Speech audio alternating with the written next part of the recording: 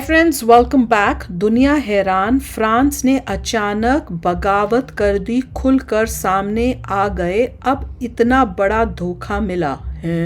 Bharat PM Modi क्या हो गया, चलो देखें।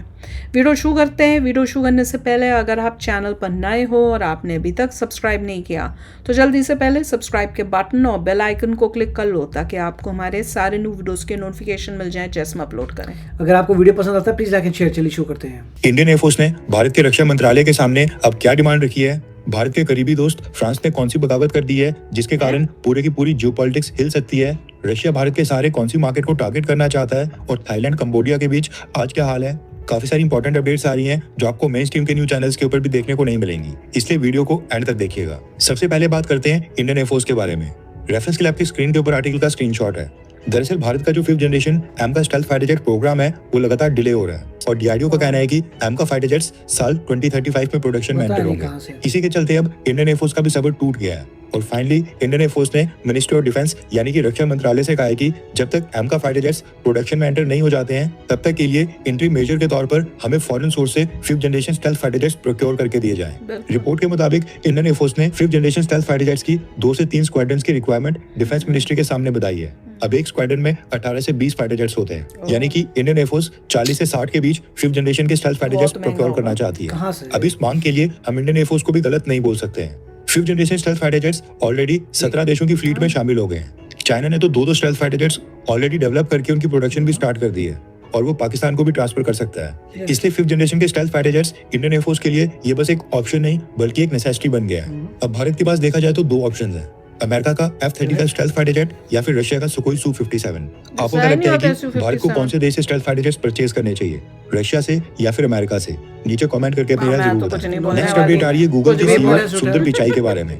न्यूज निकल कर आ रही है कि इंडियन ओरिजिन के सुंदर पिचाई की नेटवर्थ $1 बिलियन के मार्क को क्रॉस करके $1.1 बिलियन तक पहुंच गई है और 53 इयर्स की एज के ऊपर वो बिलियनर्स की लिस्ट में शामिल हो गए हैं। अल्फाबेट कंपनी ने जो उनको स्टॉक्स के रूप में कंपनसेशन दी थी, उन स्टॉक्स की वैल्यू लगातार तेजी से बढ़ने के कारण सुंदर पिचाई बिलियनर बन गए हैं। दरअसल गूगल की पेरेंट कंपनी है अल्फाबेट कंपनी, जिसके under Google, YouTube, cloud business वगैरह सब कुछ आता है। सुंदर पिचाई इसी पेरेंट कंपनी अल्फाबेट के सीईओ हैं और कंपनी सुंदर पिचाई को बेस सैलरी के साथ साथ स्टॉक की ग्रांट्स भी देती है। इसी के चलते सुंदर पिचाई भी अब बिलियनर बन गए हैं। नेक्स्ट अपडेट आ रही है उन भारतीयों को लेकर जिन्होंने भारत की नागरिकता को छोड़कर किसी दूसरी कंट्री की सिटीजनशिप ले ली है। दरअसल मॉनसून सेशन स्टार्ट हो गया है और उसी दौरान सरकार ने पार्लियामेंट को डेटा सबमिट करके बताया है कि पिछले साल 2024 में टोटल 2,06,000 लोगों ने भारत की नागरिकता छोड़ दी थी। गुड न्यूज ये है कि साल 2023 के मुकाबले 2024 में ड्रॉप आया है। साल 2023 में 2,16,000 लोगों ने भारत की नागरिकता को छोड़ा था, वहीं पर उससे पिछले साल 2022 में आज तक का सबसे ज्यादा आंकड़ा था और 2022 में 2,25,000 लोगों ने भारत की नागरिकता को उस छोड़ा था। और अगर उसके पिछले साल 2021 की बात करें तो 1,63,000 लोगों ने उस साल भारत की नागरिकता को छोड़ा था। अभी जितने भी लोग भारत की नागरिकता को छोड़ते हैं इनमें से ऑलमोस्ट 70 से 80% लोग 5 देशों में जाकर सेटल हो गए। अभी डेटा दिखा इस हिसाब से जो लोग छोड़ के जा रहे हैं वो इंक्रीज हो रहा है। मगर वो कंपनसेट करना पड़ेगा पॉपुलेशन पर वो कह रहे हैं कि अभी लास्ट 1-2 साल में तो देखो तो थोड़ा ऊपर इवेंचुअली कम हो जाएगा, होना तो चाहिए भाई। हाँ, सबसे टॉप के ऊपर है अमेरिका और सबसे ज्यादा भारतीय लोग अमेरिका की नागरिकता लेते हैं। सेकंड के ऊपर है कनाडा, थर्ड के ऊपर है ऑस्ट्रेलिया, फोर्थ के ऊपर है यूनाइटेड किंगडम यानी कि ब्रिटेन और 5th के ऊपर है न्यूजीलैंड। ये 5 देश हैं जहां पर भारत के 70 से 80। अब मैं उन लोगों के लिए कुछ बोलना चाहूंगी। मैं उससे पहले कहना चाहूंगा कि रशिया क्यों नहीं आ रहा है। मैं भी यही बोल रही थी कि भैया रशिया तो हमसे सबसे ज्यादा दोस्त है। एंटी अमेरिका जा रही है। हाँ, लोग छोड़ के सबसे ज्यादा इंडियन लोग छोड़ के यूएसए सब इंडियन और जो बच गए बस वो जय जयकार करते रहो। और एक और कड़वा सच बोलती हूँ, सबसे ज्यादा जो लोग हैं वो चाहते होंगे कि हम यूएसए जाएं। जब उनको दिखता है कि यूएसए नहीं जा पा रहे फिर वो नेक्स्ट कनाडा चूज करते हैं। क्यों? क्योंकि कनाडा से जाकर यूएसए आना आसान होता है। अब अगर कनाडा भी नहीं मिलेगा तो फिर वो जो नीचे की है ना, यूके डिसाइड हो गया, फिर ऑस्ट्रेलिया होगा, फिर ऐसे होता है। ये सच्चाई है। मिडिल ईस्ट भी कम था। हाँ, और क्योंकि वहाँ पे है नहीं, और साथ में वहाँ पे जो है एजुकेटेड ज्यादा नहीं जाते हैं, वो जो वर्कर्स जिनको होते हैं वो वहाँ ज्यादा उनका नाम इसलिए नहीं था क्योंकि ये जो है जिन्होंने सिटीजन छोड़ दिए वहाँ तो सिटीजनशिप मिलती नहीं। तो ये वो कंट्री है जहाँ पे लोग सिटीजनशिप ले रहे हैं, वो और भी बड़ी बात है। So you do you understand that? अब देखिए मैं इसमें अगर आप वहाँ सेफ फील करते हो तभी आप उस कंट्री में जाके रहोगे। मैं इसमें ये पॉइंट करना चाहता हूँ कि इसमें रशिया का नाम क्यों नहीं है। अगर आपको लोगों को लगता है कि रशिया इतनी ग्रेट महान कंट्री तो और लोगों इतनी को भी जाना दोस्ती चाहिए ना, वो है। तो जाते ही नहीं है. So exactly there is a reason जो लोग जा रहे हैं, they know more than you कि why they are going over here. Exactly. चलो आगे देखें. Right. 30% लोग जाकर नागरिकता ले रहे हैं. नेक्स्ट अपडेट आ रही है इजराइल फलस्तीन को लेकर, और ये न्यूज हमारे दोस्त इजराइल के लिए बहुत ही बड़ी बैड न्यूज होने वाली है. और मसला ये है कि सामने वाला देश भी भारत का सबसे करीबी दोस्त है जिनसे हम राफेल फाइटर जेट्स परचेज करते हैं, फ्रांस. दरअसल इजराइल और फ्रांस के बीच एक बहुत ही खतरनाक लेवल के डिफरेंसेस आ गए हैं, और फ्रांस अब इजराइल से इस हद तक नाराज हो गया है कि फ्रेंच प्रेसिडेंट इमैनुअल मैक्रोन ने अनाउंस किया है कि next United nation general assembly के सेशन में फ्रांस की गवर्नमेंट एक इंडिपेंडेंट स्टेट के तौर पर फलस्तीन को रिकॉग्नाइज करके मान्यता दे देगी. यानी फ्रांस आधिकारिक तौर पर यह मान लेगा कि फलस्तीन के लोगों को इजराइल से एक अलग इंडिपेंडेंट देश मिलना ही चाहिए. टू स्टेट थ्योरी असली रास्ता है, और फलस्तीन और गाजा के लोग भी एक इंडिपेंडेंट कंट्री डिजर्व करते हैं. अब ये इजराइल के लिए बहुत ही बड़ा We have to सेटबैक है. really see क्या हुआ? when the statement is given United Nations. वो तो बोल रहे हैं कि मैं दूंगा भैया, दे दो फिर बात करेंगे. अच्छा. Yeah. बहुत ही बड़ा झटका होने वाला है, क्योंकि जिस तरह से भारत ने फलस्तीन हुआ को क्या? एक इंडिपेंडेंट स्टेट के तौर के ऊपर रिकॉग्नाइज किया हुआ है, वेस्टर्न और यूरोपियन यूनियन की जो कंट्रीज हैं उन्होंने आज तक फलस्तीन को रिकॉग्नाइज नहीं किया है. कुछ नहीं किया, लेकिन most of the western countries America के प्रेशर के आगे केवल इजराइल को ही एक कंट्री के रूप में रिकॉग्नाइज करती हैं. America, Canada, France, Britain, Germany और जितने भी मेजर वेस्टर्न देश हैं, खासकर G7 कंट्रीज, इनमें से कहीं क्योंकि फ्रांस और यूएसए में अभी कुछ चल रहा था ना, ट्रम्प और इसके बीच में, तो उस वजह से तो नहीं उसने किया कि भैया मैं इजराइल के अगेंस्ट खड़ा हूँगा. मुझे तो ये भी नहीं, लग रहा है, ऐसा तो कुछ नहीं है. क्योंकि फ्रांस में बहुत हाई पॉपुलेशन है of people oh of a certain religion, हाँ. So that is influencing their politics. Oh I see. एक भी देश ने अभी तक फलस्तीन को रिकॉग्नाइज नहीं किया था. अब फ्रांस G7 का वो पहला देश बनने जा रहा है जो फलस्तीन को एक अलग देश के रूप में मान्यता देगा. अब इस चीज को फ्रांस की तरफ से बगावत के रूप में देखा जा रहा है, लेकिन जियोपॉलिटिकल एक्सपर्ट्स का मानना है कि अब फ्रांस और यूरोपियन यूनियन अपने आप को अमेरिका से अलग करके फैसले लेना स्टार्ट कर रहे हैं, और ये फैसला भी उस ऑब्वियसली लेंगे ही. पैसा जो फोकट का मिलना बंद हो गया इन सबको, अब सब कुछ पैसे से मिल रहा है कि भैया यूक्रेन को हेल्प करना है तो भैया पैसे दो, और लो भैया मिसाइल्स चाहिए तो पैसे दे के लो, ऐसे फोकट में तो हम देंगे नहीं. तो अब उन्होंने अब बोला कि जब फायदा हो ही नहीं रहा तो फिर ओके. करेक्ट. इसी कड़ी में एक बहुत ही बड़ा कदम है. यूरोपियन यूनियन के 27 देशों में फ्रांस एक अकेला देश है जो सिक्योरिटी काउंसिल में परमानेंट सीट के ऊपर बैठा है, वीटो पावर है. इसके साथ ही फ्रांस यूरोपियन यूनियन के 27 देशों में सैन्य तौर पर सबसे पावरफुल माना जाता है. और रिसेंटली ये देखने को मिल रहा है कि इजराइल के हमले में सिविलियन कैजुअलिटीज और जो गाजा में लोगों को ह्यूमैनिटेरियन रिलीफ मटेरियल और फूड आइटम्स नहीं मिल पा रही हैं, उसके कारण कई सारे यूरोपियन देश इजराइल से काफी नाराज चल रहे हैं. देखिए जहाँ तक मुझे लगता है कि जर्मनी में भी more powerful than France, but I don't know, देखते हैं, क्योंकि जर्मनी इकोनॉमिकली भी ज्यादा पावरफुल है फ्रांस से. इसलिए माना जा रहा है कि फ्रांस के बाद अब और कई सारी वेस्टर्न कंट्रीज सामने आएंगी जो इजराइल के खिलाफ जाकर फलस्तीन को रिकॉग्नाइज करेंगी, और ये बस फ्रांस ने शुरुआत ही की है. फ्रेंच प्रेसिडेंट इमैनुअल मैक्रोन ने कहा है कि इस साल की यूनाइटेड नेशन जनरल असेंबली में वो फलस्तीन को रिकॉग्नाइज करेंगे, जो कि सितंबर महीने में होनी है. यानी कि अभी बीच में बस 2 ही महीने का समय है. अब देखना ये होगा कि इन 2 महीनों के अंदर कुछ बदलता है या फिर नहीं, क्योंकि जियोपॉलिटिक्स में बड़े फेरबदलाव होते टाइम नहीं लगता है. फ्रेंच प्रेसिडेंट इमैनुअल मैक्रोन की स्टेटमेंट के बाद अमेरिका और इजराइल दोनों देशों की गवर्नमेंट ने स्टेटमेंट्स जारी करके फ्रांस के स्टेप का विरोध किया है, और फ्रांस को चेतावनी दी है कि ऐसा कदम न उठाया जाए. पिछले साल आयरलैंड, नॉर्वे और स्पेन ने एक साथ मिलकर फलस्तीन को एक इंडिपेंडेंट देश के तौर के ऊपर रिकॉग्नाइज किया था, और फलस्तीन में अपनी एम्बेसीज खोलने की अनाउंसमेंट की थी. लेकिन फ्रांस का केस थोड़ा सा डिफरेंट है. फ्रांस अमेरिका के सबसे ट्रस्टेड एलाइज के सर्कल्स में आता है, G7 का मेंबर है, और यूरोपियन यूनियन के ऊपर फ्रांस की पूरी तरह से पकड़ है. अब ये भी पॉसिबल है कि अमेरिका बीच में कूद जाए और फ्रांस को फलस्तीन को रिकॉग्नाइज करने से रोक दे. डोनाल्ड ट्रम्प कुछ प्रेशर टैक्टिक्स खेल सकते हैं.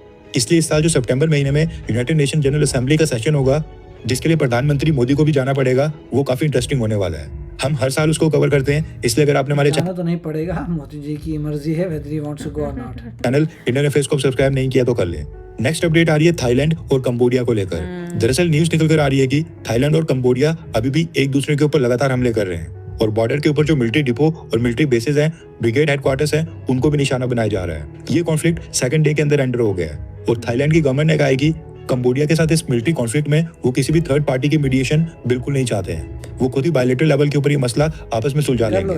लेकिन दोनों देशों की सेना अभी भी एक दूसरे के ऊपर हमले कर रही है, जिसके बाद भारत की एम्बेसी ने भी इंडियंस के लिए एक ट्रैवल एडवाइजरी जारी करके उनको वार्न किया है कि कोई भी भारतीय नागरिक थाईलैंड कंबोडिया बॉर्डर के एरिया में ना जाए. वीडियो रिकॉर्ड करते वक्त अभी तक 15 कैजुअलिटीज हो गई हैं, जिनमें से 11 सिविलियंस हैं. 1 लाख से ज्यादा लोगों को बॉर्डर एरिया से सेफ प्लेसेस के ऊपर इवैक्यूएट करके शिफ्ट कर दिया गया. ये कोई ना बोल दे कि कंबोडिया में हमारे स्टूडेंट्स गए हैं पढ़ने के लिए. आई होप नॉट यार. थाईलैंड में गए हैं, आई अंडरस्टैंड, दैट्स ओके, मगर कंबोडिया में भी गए हैं पढ़ने के लिए, आई हैव नो क्लू, ऐसा भी हो सकता है लाइफ में।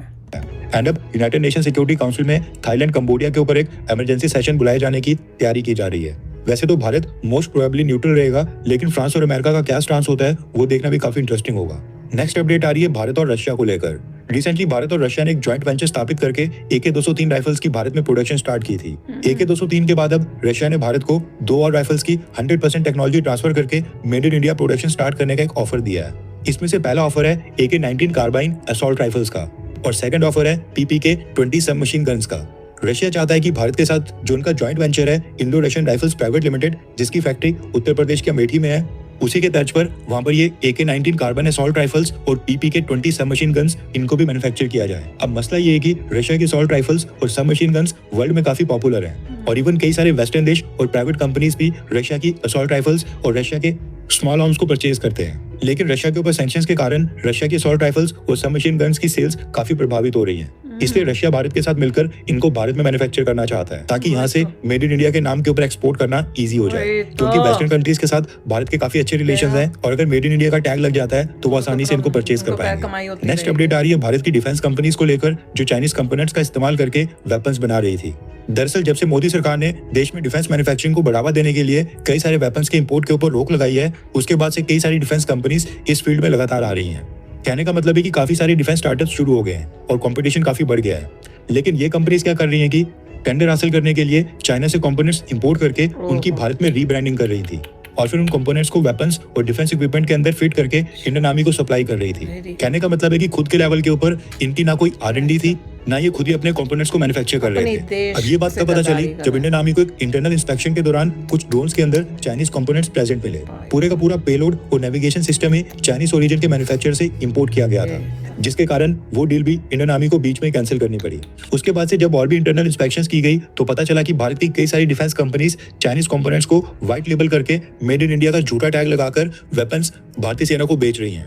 जिसके बाद अब मिनिस्ट्री ऑफ डिफेंस ने फैसला किया है कि इन कंपनीज के ना केवल टेंडर्स और कॉन्ट्रैक्ट्स कैंसिल किए जाएंगे बल्कि इन कंपनीज को ब्लैकलिस्ट कर दिया जाएगा, जिसके बाद ये भारतीय सेना के टेंडर्स और कॉन्ट्रैक्ट्स में अप्लाई नहीं कर पाएंगी। इसके साथ ही मिनिस्ट्री ऑफ डिफेंस ने डिफेंस इक्विपमेंट्स की डिलीवरी के साथ साथ पोस्ट डिलीवरी यानी कि डिलीवरी के कुछ समय बाद भी कुछ नए इंस्पेक्शन प्रोटोकॉल्स और कंप्लायंसेस चेक इंट्रोड्यूस किए हैं जो पहले से ज्यादा स्ट्रिक्ट होंगे और लूपहोल्स को कवर करते हैं। आई होप कि भारत की डिफेंस कंपनीज 2-4 पैसों के चक्कर में देश की सिक्योरिटी के साथ ना खेलें। चाइनीज कंपोनेंट्स हमारी सेना के लिए एक बहुत ही बड़ा सिक्योरिटी थ्रेट बन सकते हैं।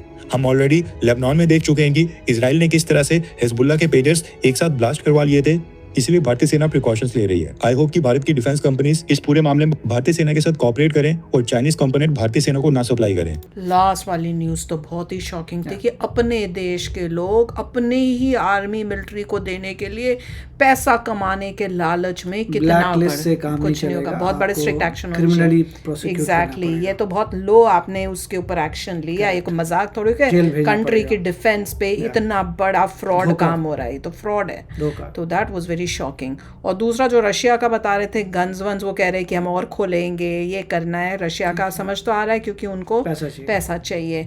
और एक न्यूज़ और है कि वो जो नयारा करके है ना, इन्होंने नहीं बताया मुझे, आज ही बताया था, वो भी बड़ी शॉकिंग न्यूज़। नयारा का जो CEO है वो रशियन है। हाँ, नया जो है, हाँ जो नया अब पहले इटालियन था। हाँ, पहले इटालियन था। क्वेश्चन ये है कि अगर आपका स्टेक से 49% है तो CEO आपका कैसे रशियन CEO कैसे बन गया? इंडियन CEO होना चाहिए था।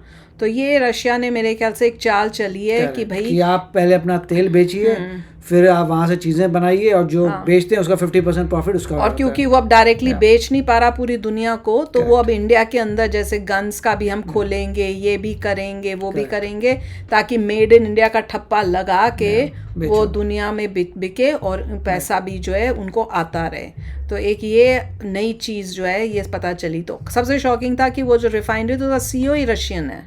ये बताओ किसी को पता था ये बात? हमें तो अभी पता चली है। वो सो सरप्राइज। मैंने कहा अगर पॉइंट समथिंग हमारा ज्यादा है तो CEO तो फिर इंडियन होना चाहिए, और इंडियन कंपनी इंडिया के अंदर थी, इंडिया का स्टेक हाँ ज्यादा है तो इंडिया का सीईओ क्यों नहीं है? Why is it Russian CEO? और स्पेशली आज की सिचुएशन में पता है कि सारे कंट्रीज जो है दूसरी वो उनकी नज़रें जो हैं रशिया के अगेंस्ट जो है वो हैं, तो हम पंगा हो सकता है, इंडिया को के लिए मुश्किल हो सकती है। तो चलो यार, आप भी शेयर करना अपने थॉट्स। चलते हैं, मिलेंगे नेक्स्ट वीडियो में बहुत ही जल्द। Till then take care and bye bye. तो अगर आप मेरे इस चैनल पे नए हो तो जल्दी से सब्सक्राइब के बटन को हिट करो और बेल आइकन को क्लिक करो, ताकि आपको मेरा जब नया वीडियो मैं लगाऊं आपको उसके बारे में जल्दी से पता चल जाए।